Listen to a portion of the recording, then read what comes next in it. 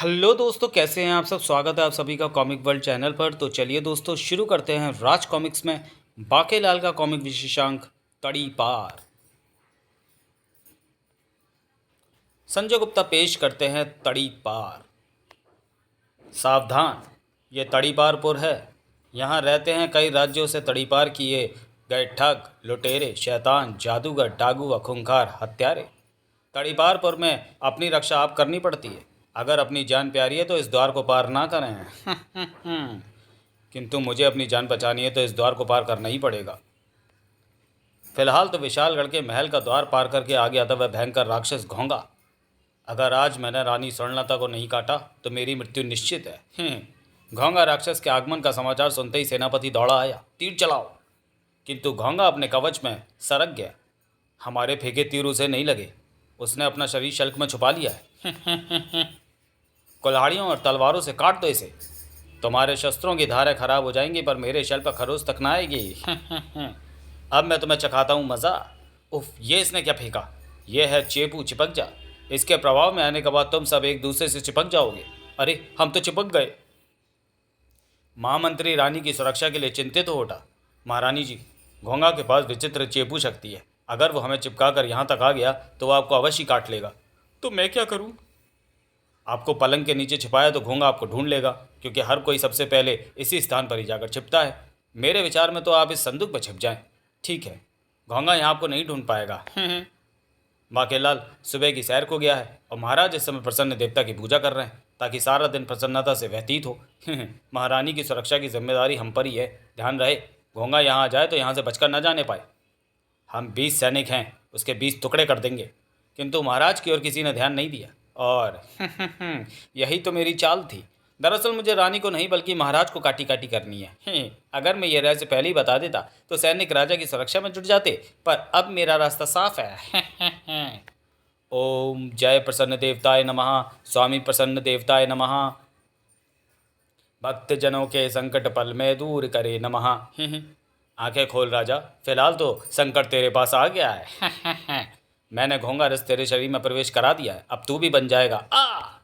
घोंगा। बहरा कमबख्त, मारो, चाल डालकर पकड़ लो। कहीं ये महाराज को खा तो नहीं गया। सेनापति व सैनिक चेपू पदार्थ पर गर्म पानी डलवाकर छूट कर आ गए थे। कमबख्तों, मैं महाराज हूँ। घोंगा ने मुझे भी काट कर घोंगा बना दिया है। क्या? किंतु वो तो महारानी जी को काटने आया था। ये जाल हटाओ और जाओ, उसे पकड़ो। किंतु उसे पकड़ा ना जा सका। रानी स्वर्णलता को तब संदूक से बाहर निकाल लिया गया और तब तक बाकेलाल भी सैर करके लौट आया। मन तो कर रहा है मोटे को समुद्र में फेंकवा दूं और मैं बन जाऊं विशालगढ़ का राजा। राजवैद्य महाराज कैसे ठीक होंगे? महाराज के शरीर से घोंगे का विष निकालना होगा। घोंगे के विष की काट है शंखपुष्पी, जो समुद्र पर पाई जाती है। किंतु शंखपुष्पी लाने के लिए समुद्र में डुबकी कौन लगाएगा? बाकेलाल और कौन? मैं? बेचारा बाकेलाल, अब जाना तो पड़ेगा ही। चल बेटा बाकेलाल, शंखपुष्पी लेने जाना ही पड़ेगा। किंतु समस्या थी गहरे समुद्र में देर तक डुबकी लगाने की। तल तक पहुंचने में तो बहुत देर लगेगी।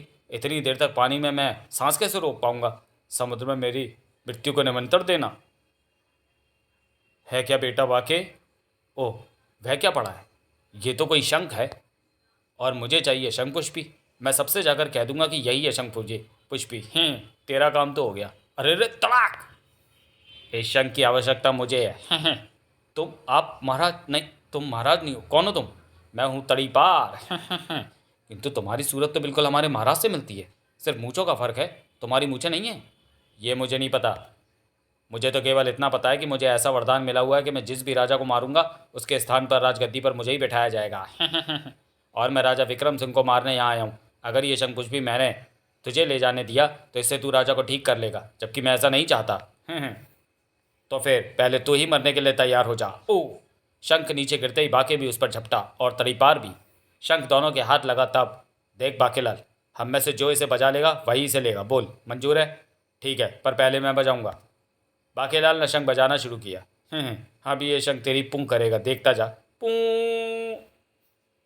तभी मैं हूँ विष पुष्पी, कीड़ा काटी काटी।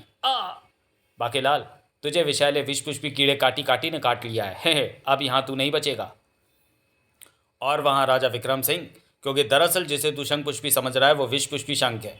इसमें एक अत्यंत जहरीला कीड़ा रहता है जो शंख की आवाज़ सुनकर जाग जाता है और शंख बजाने वाले को डस लेता है। मुझे राजा विक्रम सिंह को मारने के लिए इस शंख की ज़रूरत है। घोंगा को भी मैंने ही भेजा था ताकि उपचार के बहाने मैं उसे विष पुष्पी से डसवा सकूँ। अच्छा तो बाकेलाल, मैं चलता हूँ। छपा! विष के प्रभाव से बाके की जीभ बाहर को आने लगी थी। तड़ीपार सीधा पहुंचा महल।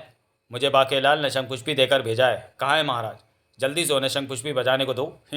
अरे, इसकी शक्ल तो बिल्कुल महाराज से मिलती है। हाँ, केवल मूँछों का फर्क है। राजा विक्रम सिंह भी आश्चर्यचकित रह गए। कौन हो तुम? ओह महाराज, मेरा नाम छिछोरा सिंह है। मैं तड़ीपारपुर से आया हूँ। क्या? लेकिन वहाँ तो खतरनाक अपराधियों को भेजा जाता है और फिर उन्हें अपना शेष जीवन वहीं बिताना होता है। तुम वहाँ से कैसे निकल आए? दरअसल मैंने कोई अपराध नहीं किया। अपराध मेरे पिता तिकड़म सिंह ने किया था। उन्हें तड़ीपारपुर की सजा हुई थी। उन्हें तड़ीपारपुर भेज दिया गया। वहीं उन्होंने तड़का नाम की कन्या से विवाह कर लिया था। मैं उनका पुत्र हूँ। क्या? तिकड़म सिंह? वो तो मेरे चाचा थे जिन्हें उनकी छिछोरी हरकतों के कारण दादाश्री ने किशोरावस्था में ही तड़ीपारपुर भेज दिया था। इसका मतलब कि तुम मेरे चचेरे भाई हो। इसका मतलब तुम मेरे ताऊ के बेटे हो, यानी मेरे ततेरे भाई। हाँ, चचेरे। चचेरे, ये तेरी भाभी है। प्रणाम भाभी श्री। ततेरे, अब जल्दी से तुम शंख बजाकर ठीक हो जाओ। हाँ हाँ, क्यों नहीं, किंतु इससे पहले कि राजा विक्रम शंख बजा पाता। ठहरो। अरे बाकेलाल, आओ आओ, मेरे चचेरे भाई छिछोरा सिंह से मिलो। इस शैतान से तो मैं पहले ही मिल चुका हूँ। ये आपके प्राण लेकर विशालगढ़ का राजा बनना चाहता है महाराज। ये तुम मेरे चचेरे भाई पर कैसा आरोप लगा रहे हो बाकेलाल? मैं बिल्कुल ठीक कह रहा हूँ महाराज। ये शंख पुष्पी नहीं है बल्कि विष पुष्पी है। इसने मुझे भी इसके अंदर मौजूद विष पुष्पी कीड़े से कटवाकर जान से मारने की चेष्टा की थी। वो तो शुक्र है कि मैं समुद्र के खारे पानी में गिरा जो विष पुष्पी कीड़े की काट है, इसलिए मैं बच गया। महाराज, अब यह विष पुष्पी कीड़े से आपको भी कटवाकर मारना चाहता है। ये सच है कि शंख पुष्पी और विष पुष्पी एक जैसे होते हैं। दोनों में ही कीड़े होते हैं, एक डसने वाला, एक चूसने वाला। इस शंख में विष पुष्पी कीड़ा है या शंख पुष्पी, इसकी पहचान करूंगा मैं। अब खुलेगी बच्चू तेरी पोल। मेरे होते तू विशालगढ़ का राजा नहीं बन सकता। बाके, अब फंसेगा तू। इसमें तो शंख पुष्पी कीड़े ही है जो महाराज के शरीर से घोंगा विष चूसने में सक्षम है। मैं हूँ शंख पुष्पी। नहीं, ये नहीं हो सकता। मैं इसी शंख को बजाने से ही मरते मरते बचाऊं। ये तो अभी पता चल जाएगा। महाराज, आप शंख बजाइए, देखते हैं महाराज को विष पुष्पी कीड़ा काटता है या शंख पुष्पी महाराज के शरीर से घोंगा विष चूस लेता है। महाराज ठीक हो गए। इसका मतलब ये शंख पुष्पी ही है। किंतु ये परंतु बाकेलाल, तुम झूठे निकले। तुम्हें ऐसा करना शोभा नहीं देता। किंतु मैं सच कह रहा हूँ, ये तड़ीपार आपके प्राण लेना चाहता है। चुप रहो। तड़ीपार ये नहीं, इसके पिताश्री थे। ये तो मेरा चचेरा भाई है। चचेरे, आज से तू यहीं रहेगा। जो आज्ञा था तेरे। सेनापति, चचेरे की आओ भगत का जिम्मा तुम्हारा। और बाकेलाल को आज सूखी रोटियां और पानी वाली दाल दी जाए क्योंकि उसने झूठ बोला है। जी महाराज। तुम दोनों को देख लूँगा। मैं तो कहता हूँ कि कालो कौए से भी कटवाओ। छिछोरा सिंह की खूब आओ भगत हुई। खूब खा चचेरे। काजू वाली खीर और लेना। काजू वाली खीर, वाह, मज़ा आ गया। बेचारे बाकेलाल को पानी वाली दाल और सूखी रोटियों पर ही संतोष करना पड़ा। तू कुछ भी तिकड़म भिड़ा ले छिछोरे, मुच्छड़ को मारकर यहाँ का राजा बनने की तेरी चाल में कभी कामयाब नहीं होने दूंगा। बाकेलाल जी, एक सूखी रोटी और लीजिए ना। ये पहले वाली से कम सूखी हुई है, उसी रात। बाकेलाल, देखी मेरी चाल। मुझे पता था कि समुद्र का खारा पानी विष पुष्पी की काट है जिससे तू ठीक हो जाएगा और मेरी पोल खोलने अवश्य पहुंचेगा। इसलिए मैंने विष पुष्पी कीड़े को वहाँ से हटाकर शंख पुष्पी कीड़ा वहाँ रख दिया था। बाकेलाल, मैंने सुना है कि तेरे रहते कोई विशालगढ़ की ओर फूटी आँख उठाकर नहीं देख सकता, जबकि मुझे दोनों आंखों से देखना है। इसलिए मैं अपनी चालें चलकर तुझे तड़ीपार करवाऊंगा। साथ में राजा विक्रम सिंह को भी ख़त्म करूंगा ताकि फिर मैं आराम से विशालगढ़ का राजा बन सकूं। इसमें कोई अड़चन भी नहीं है क्योंकि अब तो मुझे सबने तुम्हारे महाराज का चचेरा भाई भी मान लिया है। बाकेलाल, मैं राजा विक्रम सिंह को स्वाभाविक लगने वाली मौत मारूंगा। इसलिए मैं कल सुबह महाराज को पहाड़ी वाले 100 सीढ़ी वाले संपन्न देवता के मंदिर में ले जाऊंगा और फिर मंदिर के पीछे अचानक उनका पाँव फिसलेगा और वे खाई में जागे रहेंगे। तुम भी नज़ारा देखना। और अगर किसी कारणवश राजा को मैं वहाँ से धक्का ना दे पाया तो फिर वापसी में रथ के पहिए ढीले हो चुके होंगे। फिर जब रथ तेजी से दौड़ेगा तो बेचारा बाकी क्या करता। छिछोरा की योजना अगर वो महाराज को बताता तो महाराज उसकी बात का विश्वास ना करते। अगर महाराज इसके हाथों मारे गए तो वरदान के फलस्वरूप इसे ही राजगद्दी मिलेगी। सारे हालात इसी के पक्ष में। और अगर ये राजा बन गया तो तू पक्का भिखारी बनेगा बाकेलाल। कुछ कर। मेरा भी नाम बाकेलाल ऐसे ही वैसे नहीं है। इसका मगध को ऐसा पहाड़ा पढ़ाऊंगा कि हमेशा याद रखेगा। अरे बाकेलाल जी, आप यहाँ कैसे? मुच्छा मछुआरे, मुझे आज रात के लिए तुम्हारी मछली पकड़ने का जाल चाहिए। अवश्य ले जाइए बाकेलाल जी। बाकेलाल जाल लेकर पहुंचा संपन्न देवता के मंदिर के पिछवाड़े वाली खाई में। बच्ची छिछोड़े तड़ी पार, तू महाराज को ऊपर से धक्का देगा तो महाराज आकर गिरेंगे सीधे मेरे बांधे गए जाल पर। और तब महाराज को यकीन करना ही पड़ेगा कि मैं जो कह रहा हूँ वह सत्य है। कि अपने काम से फारिग होकर बाकेलाल वापस अपने कक्ष में लौटा ही था कि ओ ये क्या, ये कांच किसने फेंका? इसमें जो छचुंदर का तेल भरा है जो कि फर्श पर फैल गया है और तीव्र गंध भी फैल गई है। तेल फेंकने वाला तो कहीं दिखाई नहीं पड़ा। पता नहीं किसकी शरारत है। शायद तड़ी पार नहीं मुझे भयभीत करने के लिए यह हरकत की है। मुझे तेल व टूटा कांच साफ कर देना चाहिए। अगले दिन ततेरे, मैंने रात को मन्नत मांगी थी कि हम दोनों 100 सीढ़ियों चढ़कर संपन्न देवता के मंदिर में जाएंगे और उनके दर्शन करेंगे। अवश्य चचेरे, हम अवश्य चलेंगे, किंतु हम दोनों के साथ बाकेलाल भी जाएगा। मैं सेनापति को तैयारी का आदेश देता हूँ। शीघ्र ही। ये तो एकदम सीधी चढ़ाई वाली सीढ़ियाँ चचेरे। मैं तुम्हें सहारा देकर ले चलूँगा ततेरे। ठीक है चलो, मन्नत मांगी है तो जाना ही पड़ेगा। किंतु ये बाकेलाल क्यों नहीं आया? मैंने उसे कहलवा दिया महाराज, वो आता ही होगा। 100 सीढ़ियाँ चढ़कर दोनों जल्दी ही मंदिर जा पहुंचे। जय हो संपन्न देवता की। फिर जैसे ही वे पलटे, अरे बाकेलाल, तुमने आने में बहुत देर कर दी। हाँ महाराज, मैं एक आवश्यक कार्य से रुक गया था। छिचोरा सिंह, महाराज को खाई नहीं दिखाओगे? यहाँ से खाई बहुत सुंदर दिखती है और यहाँ कोई है भी नहीं। मेरा मतलब सैनिकों का शोर शराबे भी नहीं है। बाकेलाल, खाई के पास जाना खतरनाक हो सकता है। मैं महाराज को खाई के पास नहीं जाने दूंगा। मैं तो महाराज को वापस सीढ़ियों के रास्ते नीचे ले जाऊंगा। आइए महाराज। हाँ हाँ चलो। अरे ये तो महाराज को खाई की तरफ लेकर ही नहीं जा रहा। तड़ीपार छिचोरा सिंह, सॉरी, बाकी शेर था तो तड़ीपार छिचोरा सिंह सवा शेर। अरे नीचे उतरते समय सीढ़ी पर पाँव फिसलते ही महाराज फिसल गए। ओह, छिचोरा महाराज को सीढ़ियों पर गिराकर मारना चाहता था, फिर उसने मुझे झूठ क्यों बोला? बाकेलाल पर बहुत बड़ी मुसीबत टूटने वाली थी। अरे सीढ़ियों पर तो तेल लगा है, किंतु इस पर तेल पहले से लगा होता तो चढ़ते समय हम भी तो फिसलते। इसका मतलब तेल तुम्हारे किसी आदमी ने हमारे मंदिर में जाने के बाद सीढ़ियों पर डाला। बाकेलाल, हुआ तो ऐसा ही है, किंतु ये बात तुम साबित नहीं कर सकते। किंतु मैं ये साबित कर दूंगा कि ये तेल सीढ़ियों पर महाराज को फिसलाकर मारने के लिए तुमने मला है। मैंने? क्या बकते हो? मैं बक नहीं रहा सेनापति। बाकेलाल को हिरासत में ले लो। देखो इसके हाथों में उसी छचुंदर के तेल की गंध आ रही है जो सीढ़ियों पर भी लगा है, और इसी तेल पर फिसल कर महाराज नीचे गिरे हैं। सेनापति ने बाकेलाल के हाथों को सूंघ कर देखा। बाकेलाल, तेल की गंध तो तुम्हारे हाथों से आ रही है। कल रात किसी ने मेरे कक्ष में इसी तेल की भरी हुई बोतल फेंक दी थी। मैंने वो तेल साफ किया था। ये गंध उसी की है। उसी तेल की गंध इन सीढ़ियों से भी आ रही है जिससे फिसल कर महाराज गिरे हैं। तभी मैं ततेरे के बिना जीवित नहीं रहूँगा। मैं भी खाई में कूद कर मरने जा रहा हूँ। शैतान ने सीढ़ियों पर महाराज को फिसलाकर अपनी चाल बदल दी और मुझे फंसा दिया। अब ये क्या नाटक कर रहा है? नहीं, ठहरो। इससे पहले कि सेनापति उसे रोक पाता, छिचोरा सिंह नीचे कूद गया। अरे ये तो कूद गया, पर ये तो जाल पर गिरा पड़ा है। खाई में जाल किसने लगाया? ये जाल मैंने महाराज की जान बचाने के लिए लगाया था, क्योंकि छिचोरा सिंह महाराज को यहाँ से धक्का देने वाला था। सेनापति, तुम छिचोरा की बातों में ना हो। वो महाराज को मारकर विशालगढ़ का राजा बनना चाहता है। उसे पकड़ो। कौन मुझे मारकर राजा बनना चाहता है? अरे महाराज, आप मरे नहीं। बाकेलाल, मेरे गद्देदार शरीर के कारण सीढ़ियों पर गिरने से मुझे चोट नहीं लगी। चचेरा कहाँ है? मैं यहाँ हूँ महाराज। आपको कुछ नहीं हुआ, शायद इसलिए मैं भी बच गया। बाकेलाल, तुम्हारा धन्यवाद। महाराज को तेल छुपड़ी सीढ़ी से फिसलाकर खाई के रास्ते भागने के लिए अगर तुमने खाई में जाल ना बांधा होता तो मैं नहीं बचता। छिचोरा ने विक्रम को भी सारी बातों से अवगत कराया। तब इस बात का फैसला महल पहुंचकर किया जाएगा कि बाकेलाल दोषी है या नहीं। फिलहाल यहाँ से चलो। बेटा बाके, तू फंस गया अब, लेकिन चलो, महाराज तो बच गए। नीचे पहुँचते ही जैसे ही महाराज रथ की ओर बढ़ने लगे, ठहरिए महाराज, मैंने आपके लिए हाथी बुलवाया है, क्योंकि इस रथ के पहिए ढीले लग रहे हैं। दुर्घटना का खतरा है। क्यों छिचोरा? लेकिन हाथी की सवारी बाके के लिए और भी बड़ा संकट खड़ा करने वाली थी। ओह, ये क्या हुआ? हाथी अचानक पागल हो गया? बाकेलाल, इसमें भी अवश्य तुम्हारी कोई चाल है। हाथी पागल कैसे हो गया? महाराज की जान खतरे में, वो हाथी उन्हें लेकर भागा जा रहा है। हाथी अंगुश की चोट से भी नहीं रुक रहा। सबको उस वृक्ष के पास पहुंचकर रुक जाना पड़ा।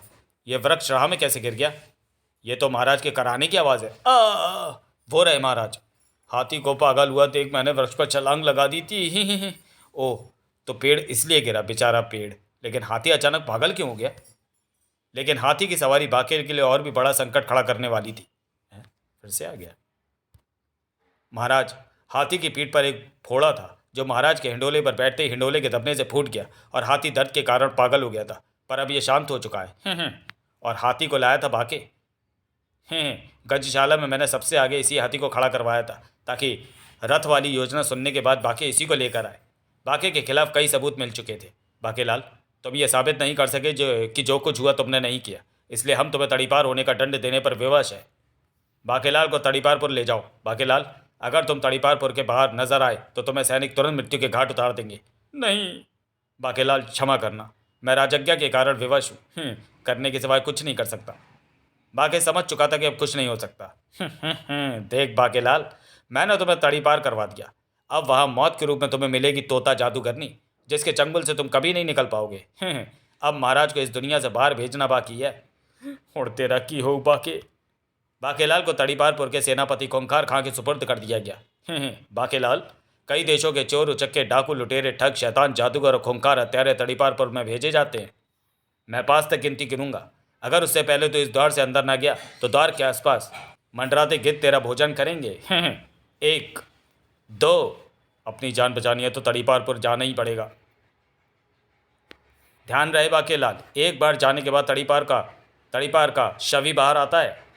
तेजी से भागता बाकेलाल ठोकर खाकर गिरा। आह, ये बोले शंकर, ये तूने मुझे कहाँ फंसा दिया? क्या अब मुझे हमेशा तड़ीपारपुर में ही रहना पड़ेगा? ओह, ये कौन है? घबराकर भागा क्यों चला आ रहा है? कौन हो तुम? मेरा नाम तुर्रम खां है। लेकिन तुम कौन हो? तुम्हें तड़ीपारपुर में पहली बार देखा है। मेरा नाम बाकेलाल है, मैं यहाँ नया आया हूँ। ओह, तभी तुम्हें नहीं पता। मुझे क्या नहीं पता? बातें बाद में करना, पहले जल्दी से अपने ये राजसी वस्त्र उतार कर फेंक दो। क्यों फेंक दूँ? इधर आते हुए घुड़सवार सैनिक को देख रहे हो? हाँ, वो तड़ीपारपुर का सैनिक कोड़ा सिंह है। यह समय हम तड़ीपारों के लिए कोड़े खाने का होता है। तड़ीपारों को इस समय बिना वस्त्रों के रहना पड़ता है ताकि वस्त्र उतरवाने में कोड़ा सिंह का समय खराब ना हो। प्रत्येक तड़ीपार को इस वक्त 25 कोड़े खाने होते हैं। ये तड़ीपारपुर का रोजाना का नियम है। 25 कोड़े रोज? हाँ, पूरे 25। अगर इस समय कोई तड़ीपार वस्त्र पहने हुए दिख जाए तो उसे 25 की बजाय 50 कोड़े खाने पड़ते हैं, यानी कि 2 गुने। मैं भी आज वस्त्र उतारने भूल गया था। कोड़ा सिंह मुझे ढूंढ रहा है ताकि वो मुझे 50 कोड़े लगा सके। अगर तुम दुगने कोड़े खाना नहीं चाहते तो जल्दी से अपने वस्त्र उतार कर इधर झाड़ियों में फेंक दो और पीठ झुकाकर खड़े हो जाओ। मैं चला क्योंकि कोड़ा सिंह निकट आ गया है। भागे बेटा, जल्दी कर, उतार कर फेंक अपने राशि वस्त्र, वरना खाने पड़ेंगे 2 गुने कोड़े। बाके पीठ झुकाकर खड़ा हो गया, किंतु अरे ये क्या? तुकट तुकट तुकट तुकट तुकट, ये तो मुझे बिना कोड़े मारे ही आगे बढ़ गया। ये तुम्हें कोड़े क्यों मारता? अभी अभी कोई तुर्रम खां नाम का आदमी कह रहा था कि ओ तुर्रम खां, तुम हंस क्यों रहे हो? ये तुम्हारे वस्त्र भी ठक्कर ले गया तुर्रम खां। क्या मतलब? अगर उसने तुम्हें अपने वस्त्र उधर झाड़ियों में फेंकने को कहा होगा, वरना 50 कोड़ों का भय दिखाया होगा। हाँ, तो उधर झांक कर देखो कि तुम्हारे वस्त्र वहाँ पड़े हैं या नहीं। नहीं पड़े, मैंने तो इधर ही फेंके थे। जब मैं नया नया यहाँ आया था तो तुर्रम खां मुझसे भी मेरे वस्त्र ऐसे ही ठक्कर ले गया था। तो फिर कोड़ा सिंह कौन है? तुर्रम खां बहुत बड़ा ठग है। वो यहाँ पर अपनी ठगी की सज़ा भुगत रहा है और कभी अपनी हरकतों से बाज नहीं आता। तुर्रम खां कोड़ा सिंह की मूछ का बाल ठक्कर ले गया था। उस मूछ के बाल के बदले में उसने कोड़ा सिंह को इसी घोड़े का सौदा किया था। पर घोड़ा पागल था, पीठ पर बैठा तो लेता है परंतु उतरने नहीं देता, यानी हमेशा दौड़ता रहता है। वो घोड़ा कोड़ा सिंह को अपनी पीठ पर बैठा है, पिछले 3 दिनों से दौड़ रहा है। वो देखो, वो फिर आ गया। तड़ीपारपुर पर बहुत बड़ी जगह पर नहीं बना है, इसलिए घोड़ा चक्कर पर चक्कर लगा रहा है। बचाओ, कोई इस घोड़े को रोको। इस स्थिति का लाभ उठाकर तुर्रम खां तुम्हारे वस्त्र ठग ले गया। तो क्या अब मुझे ऐसे ही रहना होगा? तुम मुझे शरीफ इंसान लगते हो, मैं भी शरीफ इंसान हूँ। मेरा नाम याद रखना, कपटी सिंह। ये लो, इस गठरी में वस्त्र हैं, तुम इन्हें पहन सकते हो। तुम्हारा बहुत धन्यवाद। अच्छा, तो मैं चलता हूँ, वो आता ही होगा। चल बेटा बाके, जल्दी से वस्त्र पहन। बाके लाल ने सभी वस्त्र पहनने के पश्चात अभी पजामे का नाड़ा कसा ही था कि तड़ाक! तो तू है वो चोर जो मेरे कपड़ों की गठरी ले गया था? उसमें बहुत से जेवर भी थे, बता कहाँ है वो जेवर? मैं चोर नहीं हूँ, मुझे ये वस्त्र अभी अभी एक आदमी देकर गया है। तो चोर भले ही वो होगा, पर मेरे सामान की गठरी तो तेरे पास है, पता कहाँ है जेवर? वरना याद रख, मेरा नाम फतेह सिंह गिद्दा है। मैं तुझे अपने गिद्धों से नचवा दूंगा। अब तक ये 51 मनुष्य का भक्षण कर चुके हैं। ओह, वो कमबख्त चोर निकला। अब बाकेलाल के पास भागने के अलावा दूसरा कोई चारा नहीं था। तड़ीपारपुर में सब मुझे एक से बढ़कर एक टकरा रहे हैं बाकेलाल, लेकिन फिलहाल तो तू इस गिद्दा से कैसे बचेगा? क्वाक क्वाक, अकेले अकेले कहाँ जा रहे हो? हमें साथ ले लो जहाँ जा रहे हो, क्योंकि गिद्ध मेरा पीछा कर रहे हैं। ठहरो, मैं नहीं रुक सकता। खूंखार गिद्ध मेरा पीछा कर रहे हैं, मेरे रास्ते से हट जाओ। मूर्ख, तुझे शायद पता नहीं कि गिद्ध शव खाते हैं। वो तेरा शव बनने की प्रतीक्षा में तेरा पीछा कर रहे हैं। तू भागता रहेगा और ये तेरा पीछा करते रहेंगे। शिकार को भगा भगा कर मारना ही इनका उद्देश्य है, ताकि शव बनते ही ये उसे खा सके। देखो, तुम्हारे रुकते ये भी रुक गए। ओह, आपका बहुत बहुत धन्यवाद। अगर आप समय पर मुझे ये रहस्य न बताते तो निसंदेह वही होता जो ये गिद्ध चाहते हैं। बाकेलाल, बाकेलाल को तड़ीपारपुर में पहला अच्छा इंसान तुम्हारे रूप में मिला है, किंतु तुम्हें तड़ीपार की सज़ा क्यों मिली है? मेरा कसूर केवल इतना है कि मुझे भूख लगी थी और थोड़ा सा अनाज पाने के लिए मैंने अपनी गाय धनिया किसान के खेत में छोड़ दी थी। मैं कुछ समझा नहीं। भूख आपको लगी थी और खेत में आपने छोड़ी अपनी गाय? अगर मैं अनाज चुराता तो चोर कहलाता। मैं चोर नहीं कहलाना चाहता था, क्योंकि मैं शरीफ बुजुर्ग हूँ। खेत चरने के बाद गाय ने जब गोबर किया तो गेहूं के दाने उसमें से साबुत ही निकले।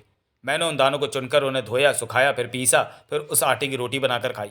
किंतु फिर भी मुझे चोर कहकर यहाँ भेज दिया गया। पर तुम मुझे कहाँ ले जा रहे हो? बाकेलाल, तड़ीपारपुर में सिर छुपाने की जगह जब तक तेरे पास नहीं होगी तो किसी संकट में फंसता ही रहेगा। तूने मुझे अच्छा इंसान कहा है, तो मैं अपने अच्छे इंसान का होने का फ़र्ज़ पूरा करते हुए तुझे यहाँ लाया हूँ। ओह, तुम वाकई एक अच्छे इंसान हो। ये कौन है? डरो नहीं, ये तोता जादूगरनी है। इसके हाथ में जो तोता है उसमें मेरी जान बंद है। ये इतनी कुरूप है कि इससे कोई शादी नहीं करता। मैंने इससे वायदा किया था कि मैं इसके लिए कोई अच्छा सा वर तलाश करके लाऊंगा। जब तक मैं अच्छा लड़का ना ले आता ये मेरी जान तोते में से स्वतंत्र ना करती। तुम दोनों हंस क्यों रहे हो? नहीं समझा बाकेलाल? वो लड़का तुम हो। नहीं, तोता जादूगरनी, अब तो मेरी जान स्वतंत्र कर दो। अवश्य, ये लो। खूसट बुड्ढे, तू भी धोखेबाज निकला। मैं चला। बाकेलाल, अब तुम्हारा मुझसे विवाह होगा। नहीं, मुझे ये विवाह नहीं करना। तुम्हारी ये जरूरत?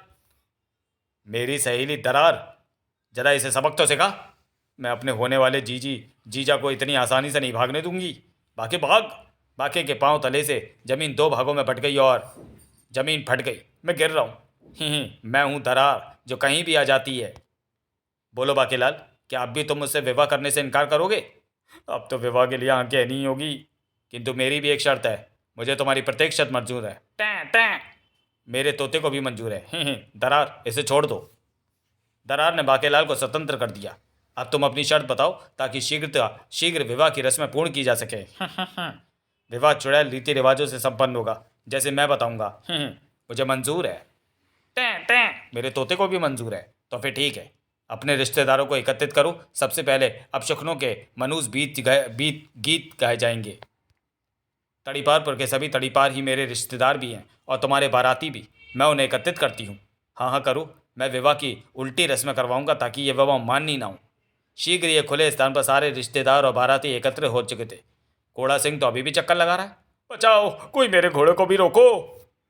तोता जादूगरनी भी तैयार होकर आ गई। अब शकुनी के मनुष्य गीत गाने आरंभ करो। गीत मैं गाता हूँ।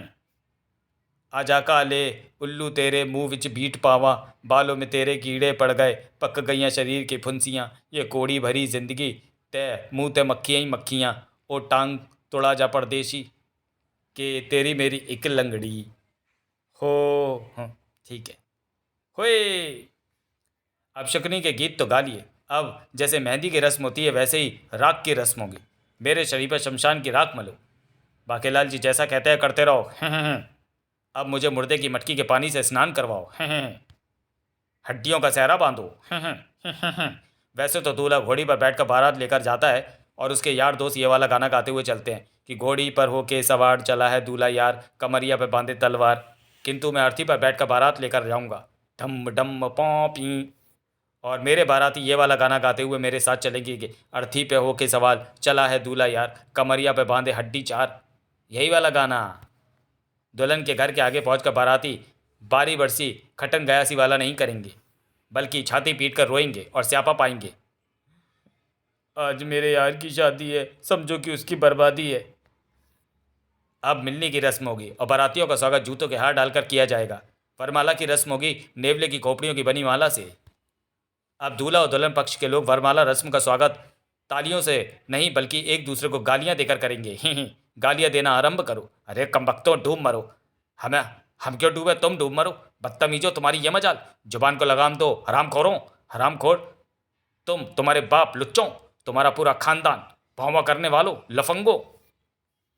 ये हमें कुत्ता कह रहे हैं, मारो कमबख्तों को। तो हमने भी कौन सा हाथों में चूड़ियां पहन रखी हैं। पलक झपकते ही लड़ाई छिड़ गई। घूंसा मारो, चप्पल मारो। खामोश, लड़ाई लड़ाई माफ करो और अरे कमबख्तों, केवल गाली गलौज की रस्म करने को कहा था, लड़ने को नहीं। ये रस्म ही ऐसी है कि लड़ाई होने से बच ही नहीं सकती। अब चिता की अग्नि के इर्द गिर्द फेरे होंगे। पंडित जी ब्रह्म राक्षस को साक्षी मानकर अपवित्र श्लोकों के साथ विवाह संपन्न कराएं। ओम हीम क्लीम चामुंडाय ब्रह्म राक्षस खुशाय साक्षी मनाए विवाह कराए नमः ही हाय नमः। फेरे पूर्ण हुए हैं। अब होगी मांग भराई की रस्म। मांग भरो सजना। मैं चिता की राख से मांग भरूंगा और सभी रिश्तेदार मुझे मुबारकबाद नहीं देंगे। बाकेलाल ने भरी तोता जादूगरनी की मांग। मांग भरी सजना ने। बाकेलाल, शादी मुबारक नहीं हो, तुम्हें भी नहीं हो। तोता जादूगरनी, शीघ्र विधवा हो। शादी तो हो गई, अब मैं आती हूँ अपने असली रूप में। अरे ये तो राक्षसी है। हाँ, तोता जादूगरनी नहीं, तोता राक्षसी हूँ मैं। ऋषि लिज्जत पापड़ाचार ने मुझे मेरी शक्तियाँ छीन कर मुझे कमज़ोर कर दिया था। शक्तियाँ वापस पाने के लिए मेरा विवाह किसी कुंवारे युवक से होना आवश्यक था। मुझे विवाह के लिए छिछोरा सिंह ने ही यहाँ भेजा था, पर यहाँ मुझे कोई कुंवारा लड़का नहीं मिल रहा था। यहाँ जो भी आता था वो शादीशुदा होता था। आखिर मुझे मेरी सभी शक्तियाँ वापस मिल गई। इसी के साथ अब तुम सब मेरे गुलाम बन गए हो। मैं रोजाना तुम में से एक व्यक्ति का रक्त पीऊंगी और मांस का भक्षण करूंगी। मेरा जादू चल गया, क्योंकि यह विवाह पूर्ण होते ही अब कोई भी तड़ीपार यहाँ से मेरी इच्छा के बिना बाहर नहीं निकल सकता। अगर वो ऐसी चेष्टा करेगा तो जलकर भस्म हो जाएगा। स्वामी बाकेलाल, सबसे पहले मुझे तुम्हारा ही रक्त पीना है और तुम्हारा ही मांस भक्षण करना है। मेरे स्वामी चिचोरा सिंह ने मुझे ऐसा ही कहा था। किंतु यह विवाह मनुष्य रीति रिवाजों से संपन्न हुआ है, जिसका अर्थ है मेरा तुमसे विवाह नहीं हुआ। फिर तुम्हें शक्तियाँ वापस कैसे मिल गईं? ये मुझे नहीं पता। स्वामी बाकेलाल, क्या तुम मेरा आहार बनने के लिए तैयार हो? नहीं। Time time. उल्टे रीति रिवाजों से भी विवाह संपन्न हो गया। ये बोले शंकर, ये तेरा कैसा इंसाफ है? तभी था यानी जोरदार कस के लात। मुझे लात किसने मारी? Time time. मैंने। अब ये कौन सी नई मुसीबत आ गई? मेरा तोता कौन है तू दुष्टनाथ? पहले मैं तेरे तोते की गर्दन मरोड़ दूं, फिर बताऊंगा। Time time. नहीं, उसे मत मारो, उसमें मेरी आधी शक्तियां हैं। हाय, मार डाला मेरे तोते को। अब मैं पहले खींचूंगा तेरी चुटिया। अब जो आधी बची थी उसकी आधी मेरी ताकत मेरी चुटिया में ही थी। अब मैं बताऊंगा कि मैं कौन हूँ। मैं स्वामी बाकेलाल का रक्षक ब्रह्म राक्षस हूँ। मेरा रक्षक कहाँ से पैदा हो गया? हैरान ना हो बाकेलाल, तुमने जिस राक्षस विधि से विवाह किया है, दरअसल वो मुझे प्रसन्न करने की क्रियाएं थी। चोर, अचक्को, ठगों, धोखेबाजों और शैतानों की बारात देकर मैं बहुत प्रसन्न हुआ। अब शकुनों के गीत सुनकर तो मैं मस्ती हो गया। बस बाकेलाल, इस समय इस राक्षसी के वध और तड़ीपारपुर से आज़ादी से बढ़कर तुम्हारी कोई दूसरी मदद नहीं हो सकती, तो मैं वही करूँगा। पर पहले मैं इस दुष्टा का एक कान उखाड़ दूँ। अब जो बची थी उसकी आधी ताकत मेरे एक कान में थी। इस दुष्टा का दूसरा कान में उखाड़ूंगा। अब जो बची थी उसकी आधी ताकत मेरे इस कान में थी। ये हमारा खून पीना और मांस खाना चाहती थी। इसके सिर के बाल उखाड़कर गंजी हम करेंगे। अब जो बची थी उसकी आधी ताकत मेरे सिर के बालों में थी। कटफोड़वे, इसकी आंखें फोड़ देंगे। फूटना। अब जो बची थी उसकी आधी ताकत मेरी आंखों में थी। तेरी गर्दन काटकर अब मैं आधी का चक्कर ही खत्म कर देता हूँ, क्योंकि किसी की भी गर्दन में उसकी पूरी ताकत होती है। खचा, तुमने टीका उड़पादी की हो। बाकेलाल, आज तुम्हारे कारण हम सबके प्राण बचे हैं, अन्यथा वो दुष्टा एक एक करके हमें मार कर खा जाती।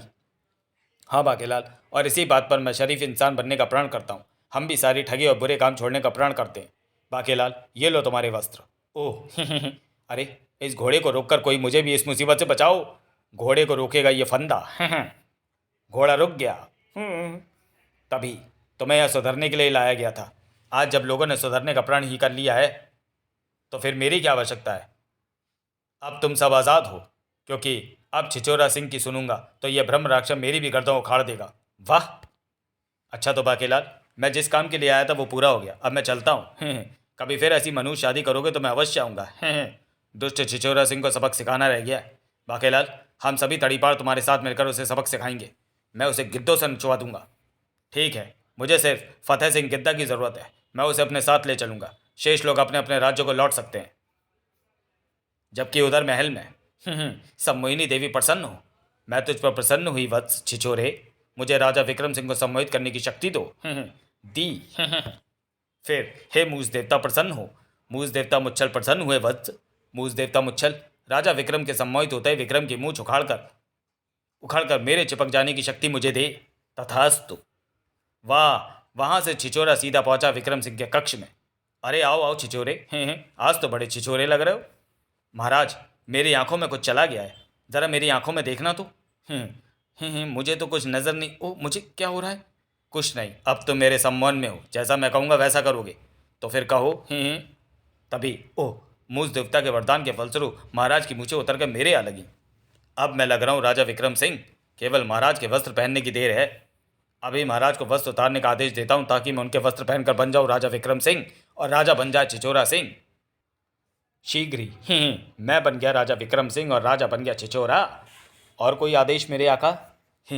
अब तुम काली पहाड़ी पर जाओ, वहां से नीचे कूद जाओ। जो हुक्म मेरे आका। छिछोरा के सम्मान में बंधा राजा विक्रम सिंह काली पहाड़ी की ओर बढ़ चला, जबकि छिछोरा बैठा राज सिंहासन पर। वाह, कितना अच्छा लग रहा है सिंहासन पर बैठकर। दरबार की कार्रवाई आरंभ हो। बाकेलाल फतेह सिंह गिद्दा के साथ तेजी के साथ महल की ओर बढ़ रहा था। तभी अरे, ये तो छिछोरा सिंह है। ये काली पहाड़ी पर क्यों चढ़ रहा है? क्या इस पर गिद्ध छोड़ूं? नहीं, वो तो काली पहाड़ी से कूदने वाला है। लो, वो तो कूद भी गया। चलो, शैतान अपने आप ही खत्म हो गया। नहीं, शैतान अभी जीवित है। आओ मेरे साथ। शीघ्र ही बाकेलाल फतेह सिंह गिद्दा के साथ वेश बदलकर राज दरबार में जा पहुंचा। फतेह सिंह गिद्दा, जल्दी से अपने गिद्धों को आक्रमण करने का आदेश दो। किंतु किस पर? राजा विक्रम सिंह पर। किंतु परंतु मत करो, जल्दी करो। किसी को पता भी नहीं चलेगा कि गिद्ध कहाँ से आए और कहाँ गए। छिछोरा काली पहाड़ी से कूदकर मर गया। मुच्छड़ को गिद्ध खा जाएंगे और मैं बन जाऊंगा राजा। चलो रे गिद्धों, सामने गद्दी पर बैठे राजा विक्रम सिंह पर आक्रमण करो। पहले उसे घायल करके मार देना, फिर खा जाना। गिद्धों के मुंह से निकली विचित्र ध्वनि गिद्धों को दरबार में घुसा है देख सनसनी मच गई। अरे, ये गिद्ध कहाँ से आ गए? ये तो महाराज की तरफ जा रहे हैं। लेकिन कुछ कर पाता उससे पहले ही चपड़ चपड़ चपड़ चपड़।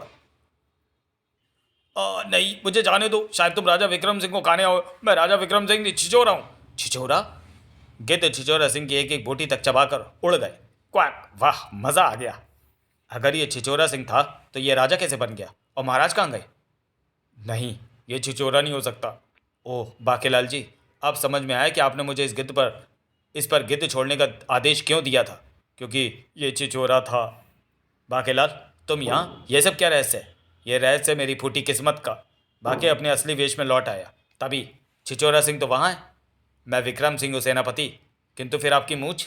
तभी कंकाल के चेहरे से मूछें गायब होकर राजा विक्रम सिंह के जा लगी। ये सब क्या रहस्य महाराज? दुष्ट छिछोरा ने मुझे सम्मोहित करके जादू के बल पर मेरी मूछें भी प्राप्त कर ली थी और मुझे काली पहाड़ी से कूद जाने का आदेश दे दिया था। मैं कूद भी गया था, किंतु मैं नीचे खड़े एक हाथी की पीठ पर जा गिरा। बेचारा हाथी तो नहीं बचा, पर मैं बच गया। गिरने के कारण मेरा सम्मान टूट गया और मैं वापस लौट आया। कहाँ है वो कमबख्त छिछोरा सिंह? मैं उसे तड़ी पार करूंगा। इसके कारण मैंने बाकेलाल को तड़ी पार कर दिया। महाराज, छिछोरा को बाकेलाल ने पहचान लिया और समाप्त भी कर दिया।